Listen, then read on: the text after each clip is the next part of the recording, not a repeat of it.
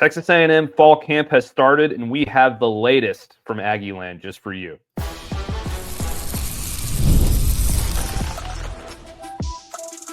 You are Locked On Aggies, your daily podcast on the Texas A&M Aggies, part of the Locked On Podcast Network, your team every day.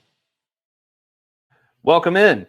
You are Locked On the Texas A&M Aggies. I am your host, Matt Galatzan, publisher of Texas A&M Aggies on SI. I'm joined today, as always on Thursdays, by my buddy Harrison Reno. Harrison, fall camp has started for the SEC and for the rest of college football. It is great to be back. We are excited. We got to watch some of our first clips from around the country, and it's just really good to have it back, isn't it? Oh, it's so nice. I mean, withstanding the heat, I know the Texas heat's a little bit different than the heat that I'm here withstanding at, going through, but yeah, it's so nice. Today's been awesome. Yesterday was awesome. This whole week has been awesome. Like I'm just ready to go. Yeah, absolutely. And we got our first glimpse of Texas A&M in camp yesterday. We have some of our takeaways from Texas A&M's camp, and we're going to share those with you today. We're also going to get into a little bit of a bold prediction from KC Concepcion. But as we get into it, thank you for making Locked On Aggies your first listen every day. Part of the Locked On Podcast Network, your team every day. Let's just get right into it, Harrison. I don't know what your biggest takeaway from practice was, but for me, it was without a doubt Le'Veon Moss. Obviously we're in t-shirts and we're in helmets. We're not in pads. But from where I was sitting after tearing his ACL last season and, having that devastating season-ending knee injury and coming back this summer and getting, fully back to his tip-top shape, he looked every bit of explosive, every bit as fast, every bit as quick. All the little things that you want to see out of a running back, he had all of that in spades. And again, granted, it's just day one, but if you're looking for a positive to take away from that, it's got to be that.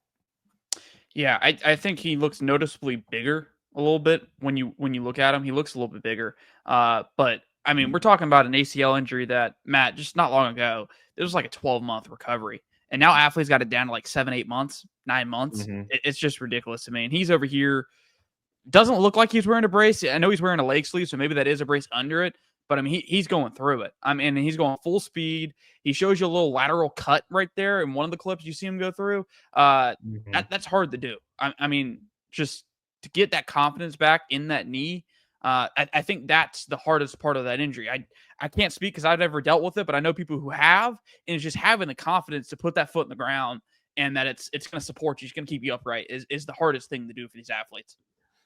Yeah, absolutely. And there's another positive takeaway from the running back room as well. Ruben Owens looks fully healthy as well. He spent the vast majority of last season injured. He tried to come back late in the season against Texas. He gave it his best shot against USC last year. He looked a little bit better against USC, but he was nowhere near the player that he was, that he is in those games. And if you take into consideration that Texas A&M has the best offensive line in the SEC by my estimation, and you put those two running backs healthy behind that line, and then you add in Amari Daniels and potentially Terry Bussey from time to time. Oh, and let's not forget about Marcel Reed either there at quarterback. This could be a very, very dangerous running game for Texas A&M in the fall.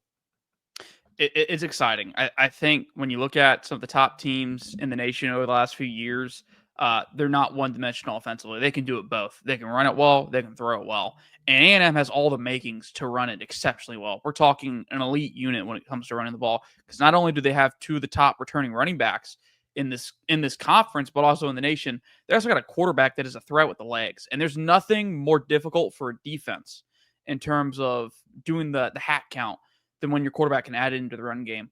I know it has given the Nick Saban, the Kirby Smart defenses fits over the years. I mean, that's Nick Saban. He didn't want to play Johnny Manziel on Texas A&M with that extra hat in the run game. Texas A&M has that. They not only have two running backs, but then they have Marcel Reed and Matt. I don't know about you, but I saw the little post trolling a little bit from Texas A&M on their Twitter account talking about, I thought Marcel Reed wasn't a passer.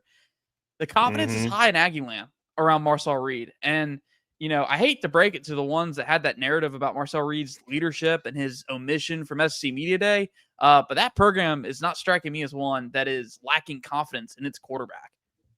Absolutely not. And, that brings me to my next point. We saw clips of Marcel Reed. He looked fantastic in practice, but what really stood out to me from being there and seeing it has to be these wide receivers. It seems like he has a great chemistry with Kevin Concepcion and Mario Craver. Both of them look extremely quick. They look extremely fast.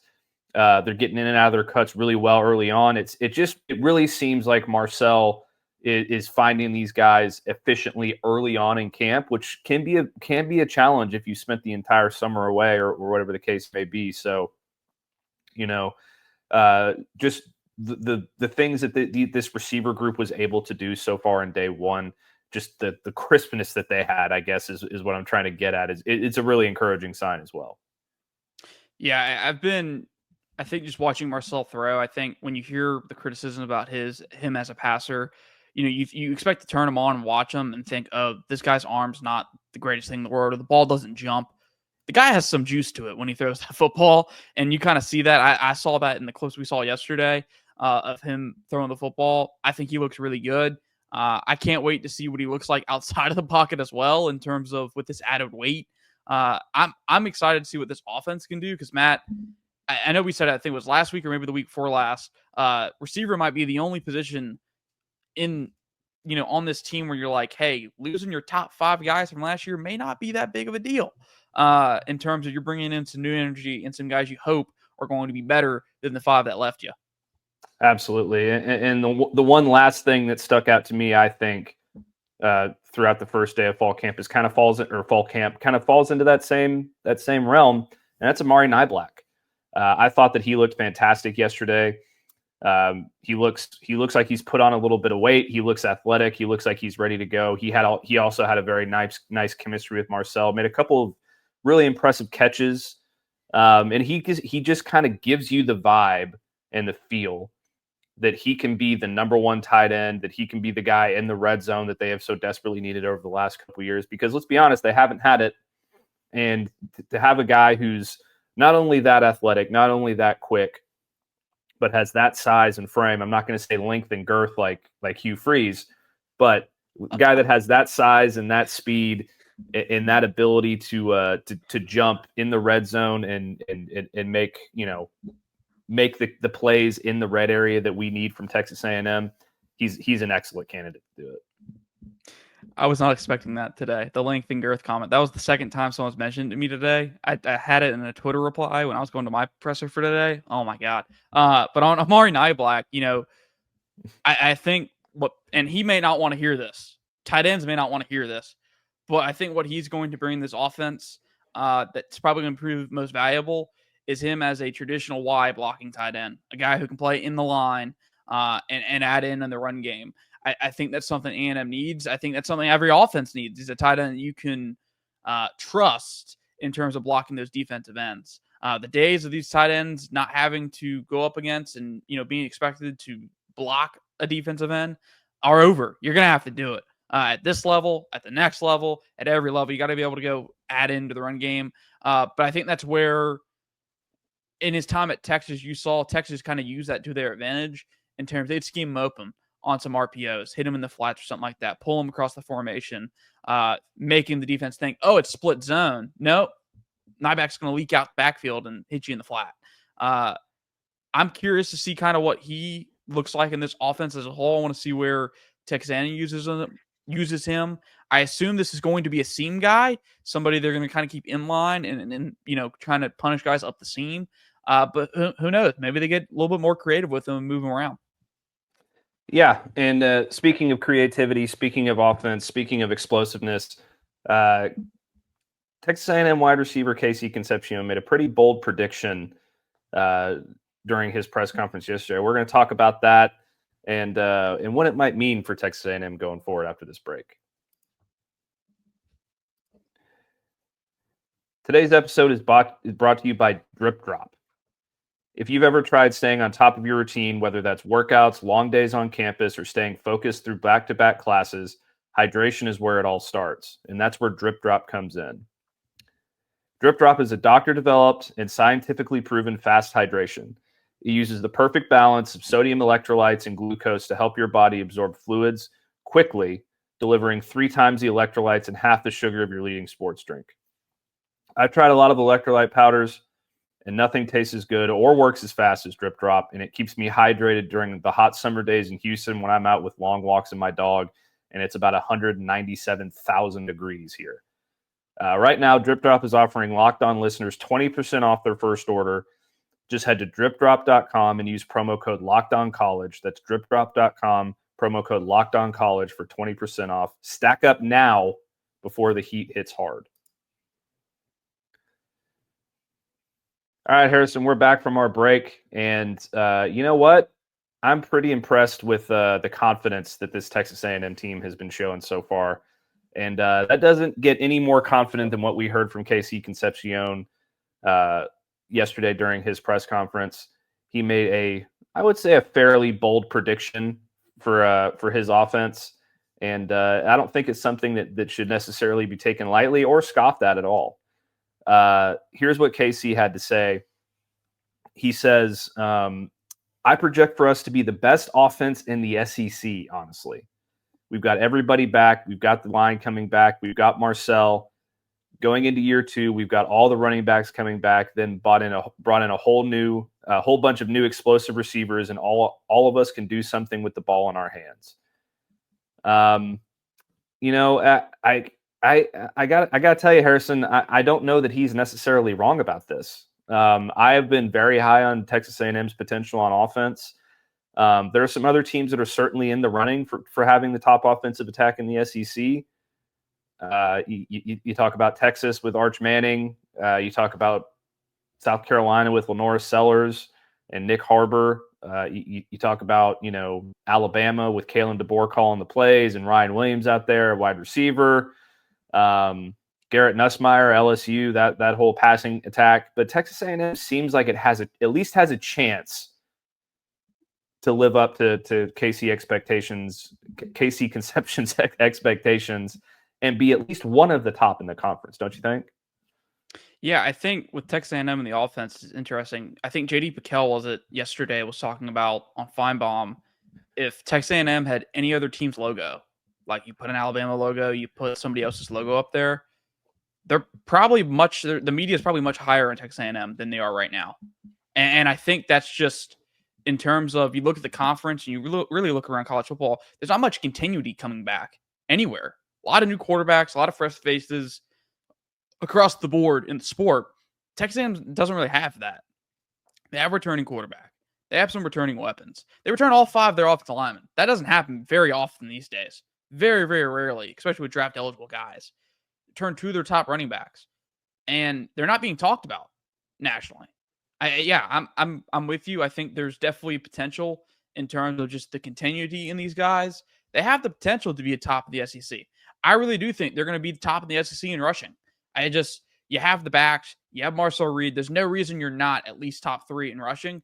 The real question for me is passing. Are they going to be able to be above average passing the football? And that's really the question. It's if these receivers pan out like they think they are going to, then this offense could be special, truly be special. And, we're sitting here talking about best case scenario being 9-3 or a 10-2. Maybe that improves your best case scenario. Maybe if you're just explosive on all facets of the game, maybe we're talking 11-1, and that's trust me, that's going to be hard to do, really hard to do. But you're going to, some of those toss-up games, which it feels like right now, A&M has a good bit of them. Maybe some of those start leaning toward the Aggies. Yeah, you mentioned the passing game, and that's been a big talking point here early on in camp because, the big knock against Marcel Reed this whole offseason has been, can he be a SEC level passer at a consistent level? I for one believe he can.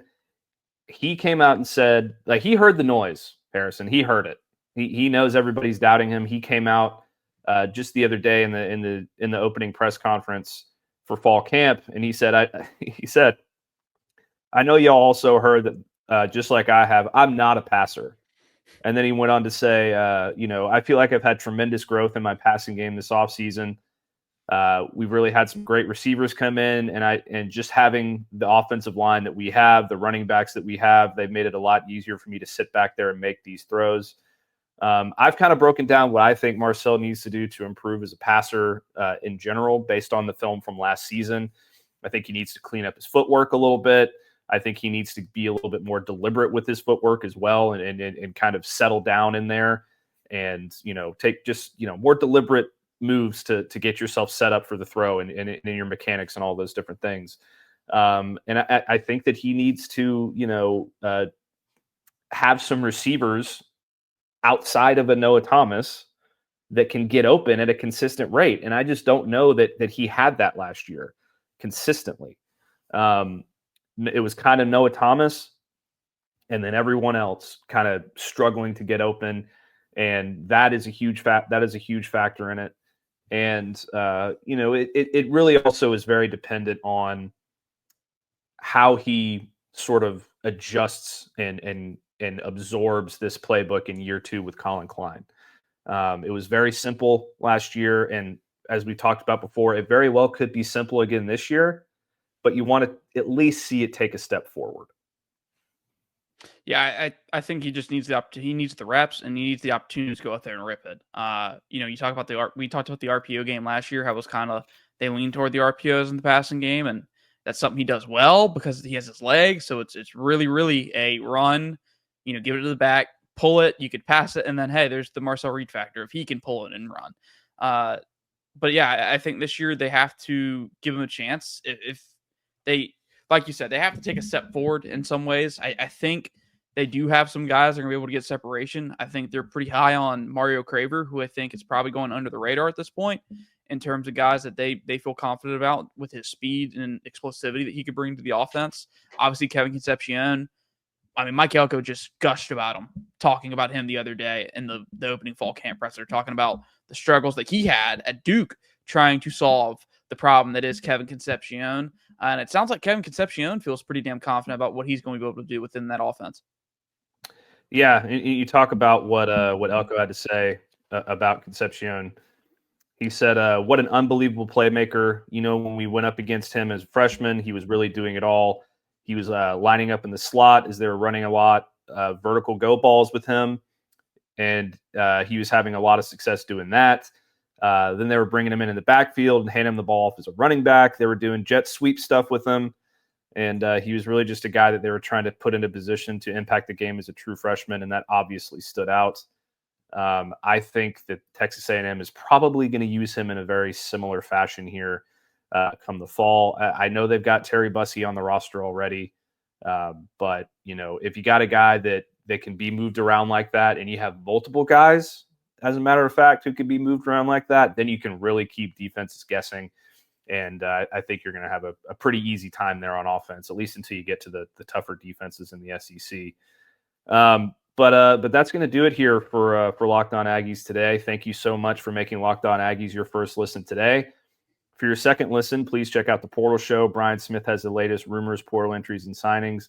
Be the most informed fan on the rapid changes to the college football landscape. Find the Portal Show on YouTube or wherever you listen to your podcasts. Don't forget to like the video and subscribe to our channel.